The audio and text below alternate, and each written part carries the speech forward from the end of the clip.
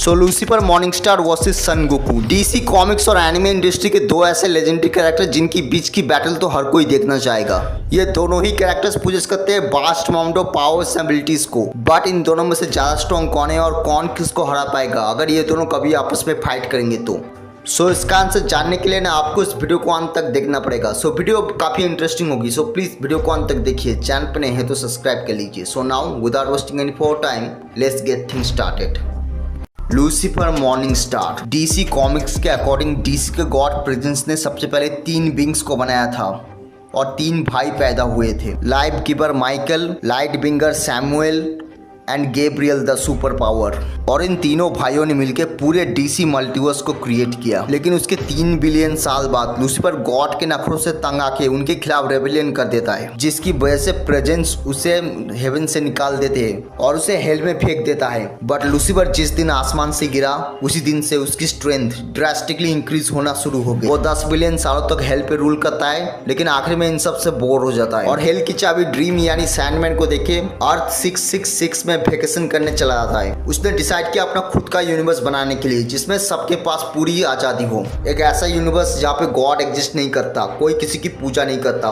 Lucifer ऐसा universe चाहता था। कॉज की वो बहुत ही बड़ा सपोर्टर था फ्री विल का। वो हेवन में गया और अपने एंजल विंग्स को वापस लिया और अपने भाई माइकल से मिला जो कि मरने की हालत में था। लूसीफर माइकल को वाइट में ले आता है और उसे मार देता है और माइकल के मरने की वजह से बहुत ही बड़ा धमाका होता है जिसे हम कहते हैं बिग बैंग के नाम से। लूसीफर पहले ही जानता था माइकल के मरने से इनफ एनर्जी प्रोड्यूस होगी अपना खुद का यूनिवर्स क्रिएट करने के लिए, और इस एक्सप्लोजन की वजह से काउंटलेस स्टार्स गैलेक्सी क्रिएट हुई और लूसीफर का खुद का अपना एक यूनिवर्स क्रिएट हो गया। लूसीफर मॉर्निंगस्टार डीसी कॉमिक्स के one of the most strongest characters में से एक है। यहाँ तक कि डीसी कॉमिक्स में ऐसे गिनती के कैरेक्टर्स है जो लूसीफर को टक्कर भी दे सके। मिस्टर मिकजी हो या फिर हो वर्ल्ड फॉर्चरर या फिर हो Perpetua the mother of all multiverse, even cosmic armour Superman, ये सब कुछ भी नहीं है लूसीफर के स्ट्रेंथ के सामने। लूसीफर मॉर्निंगस्टार ने कॉमिक बुक में बहुत ही ज्यादा रेडिकुलस फीट परफॉर्म किया। जैसे उसने एक टच में तोड़ दिया था ओवरवॉइड को।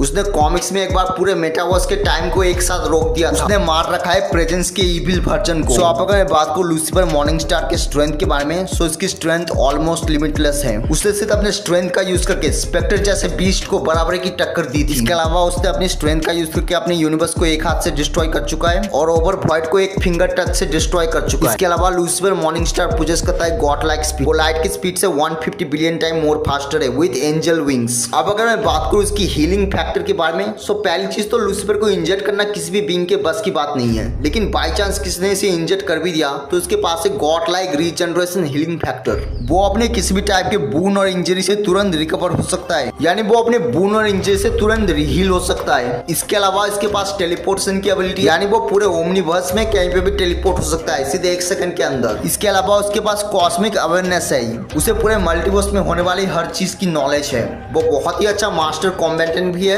उसे अर्थ की सारी मार्शल आर्ट स्किल्स आती है।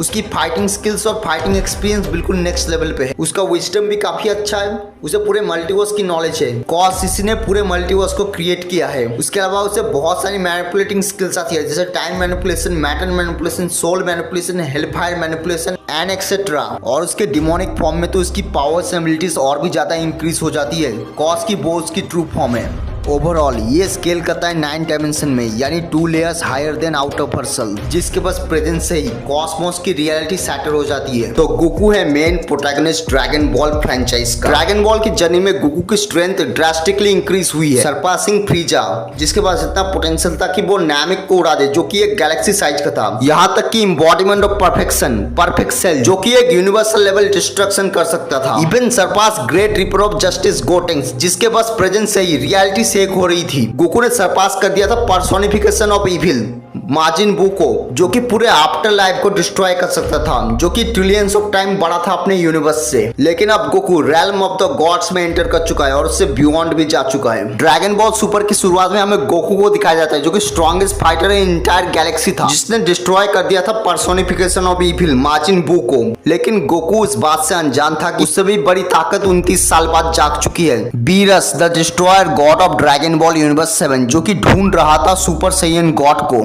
बीरस को पता चला strongest Saiyan in existence Son Goku के बारे में और वो उससे सुपर साइयन गॉड के बारे में पूछने चला गया। गोकू और बीरस फेस टू फेस आते हैं और गोकू बीरस को चैलेंज करता है एक फ्रेंडली डुअल के लिए। गोकू पावर अप करता है और वो ट्रांसफॉर्म हो जाता है सुपर साइयन 3 में। सुपर साइयन 3 साइयन इक्वल टू हेवन, जिसने हिला रखा है आफ्टर लाइफ को। लेकिन जब उसका सामना हुआ बीरस द डिस्ट्रॉयर से, तब बीरस ने उसे ओनली 3 हिट में ही डिफीट कर दिया। गोकू समझ गया था कि उसके और बीरस के पावर लेवल्स में जमीन आसमान का फर्क है। गोकू ने इस बात को इग्नोरेज किया कि सुपर साइयन 3 वेजिटो भी हरा नहीं सकता बीरस को। गोकू ने डिसाइड किया कि बीरस को रोकने का एक ही रास्ता है, सुपर साइयन गॉड। सेनरोन ने बताया कि सुपर साइयन गॉड बहुत ही पहले मारा जा चुका है, लेकिन उसकी पावर्स को अभी भी अचीव किया जा सकता है रिचुअल की मदद से। 5 pure hearted science including pan अपनी लाइफ को गोकू के साथ मर्ज कर लेते हैं, जिससे सुपर साइयन गॉड का दोबारा जन्म होता है। लेकिन इस बार सुपर साइयन गॉड यामोशी नहीं बल्कि था अपना सन गोकू। और अब वक्त हो चुका था यूनिवर्स के सबसे इंटेंस बैटल का, the battle of gods. Goku और बीरस लड़ने लगते हैं। गोकू अपने बॉडी में न्यू लेवल ऑफ स्ट्रेंथ महसूस कर रहा था, जो कि उससे पहले उसने कभी महसूस नहीं की थी। गोकू अपने पावर्स को धीरे धीरे अनलॉक करता है और बीरस को बराबरी की टक्कर देता है। गोकू और बीरस अपने पंचेस को आपस में टकराते हैं, जिससे पूरा यूनिवर्स हिलने लगता है और ना जाने उन दोनों के पंच के इंपैक्ट से कितने गैलेक्सीज डिस्ट्रॉय हो जाते हैं। और अंत में बीरस अपनी 70% स्ट्रेंथ का यूज करके गोकू को हरा देता है और ऐसे ही अंत होता है बैटल ऑफ गॉड्स का। बीरस के साथ ट्रेनिंग करके गोकू अपने एक नया फॉर्म अनलॉक करता है, जो कि था सुपर साइयन ब्लू। ये फॉर्म मिक्सचर था सुपर साइयन गॉड और सुपर साइयन का, जो कि सुपर साइयन गॉड से 10 गुना ज्यादा स्ट्रॉन्ग था। God of destruction Champa saga में गोकू का सामना हुआ हिट के पास एक स्पेशल एबिलिटी थी जो कि उसे बीरस से भी खतरनाक बनाता था, जो कि था टाइम स्किप। बेसिकली हिट के पास एक ऐसी एबिलिटी थी जिसकी मदद से वो टाइम को फ्रीज कर सकता था, टाइम को पूरी तरीके से रोक सकता था। लेकिन गोकू के पास इसका भी काउंटर था। गोकू अपना कायोकेन 10x यूज करता है, जिसकी वजह से टाइम और स्पेस के बैरियर ही टूट जाते हैं, जिसके बाद तो वो बहुत ही आराम से डोमिनेट कर लेता है हिट को। फ्यूचर ट्रंक्स सागा में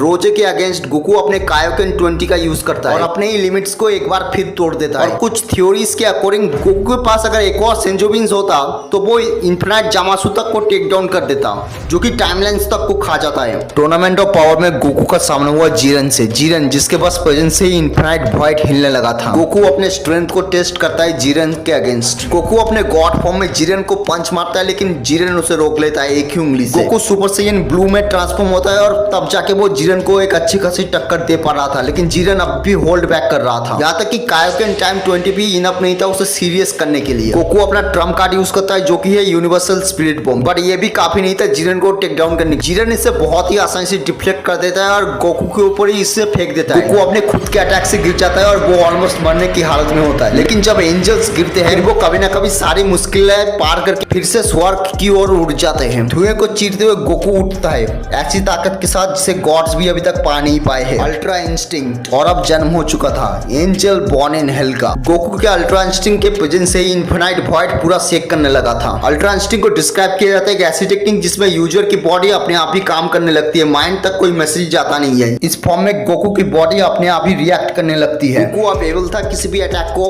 ऑटो काउंटर करने के लिए, no matter how dangerous that attack is. और इसके अलावा उसकी ड्यूरेबिलिटी और स्पीड भी बहुत ज्यादा बढ़ चुकी थी। गोकू और भी ज्यादा पावरफुल बनता गया जैसे जैसे टूर्नामेंट प्रोग्रेस करता गया। Goku surpass his own teammate evolution Vegeta. Evolution Vegeta जिसकी स्ट्रेंथ इतनी ज्यादा थी कि वो टोपो को भी ओवरपावर कर। टोपो कैपेबल था अपने एक ब्लास्ट से इन्फिनाइट वॉइड को डिस्ट्रॉय करने के लिए। वो अपना अल्ट्रा इंस्टिंक्ट एक बार फिर अनलॉक करता है, लेकिन इस बार कैप्ला के अगेंस्ट फाइट में। ड्रैगन बॉल विकी के अकॉर्डिंग कैप्ला उस टाइम पे इतनी ज्यादा स्ट्रॉन्ग थी कि वो किसी भी यूनिवर्स को वन शॉट में डिस्ट्रॉय कर सकती थी। हालांकि कैप्ला के पास एडवांटेज था स्ट्रेंथ में, लेकिन गोकू की स्पीड बहुत ज्यादा थी, जिसकी वजह से गोकू ने कैप्ला को बहुत ही इजीली डिफीट कर दिया विदाउट एनी स्वेट। गोकू ने जीरन के अगेंस्ट अपना अल्ट्रा इंस्टिंक्ट आखिरी बार अनलॉक किया। गोकू और जीरन उसके बाद फेस टू फेस आते हैं और लड़ने लगते हैं। गोकू अपने आप को शार्प करता है और आंख बंद करके जीरन के ऊपर बराज ऑफ अटैक करने लगता है। उसके बदले में जीरन भी पूरी स्ट्रेंथ से रिटेलिएट करता है with his full strength and Jiran decide करता है कि इस मैच को अभी के अभी खत्म करने और अपना सबसे ज्यादा खतरनाक अटैक गोकू के ऊपर फेंक देता है। बट गोकू ने अवेक कर लिया था उससे भी ज्यादा खतरनाक चीज को, जिसके रिस्पेक्ट में सारे गॉड्स खड़े हो गए।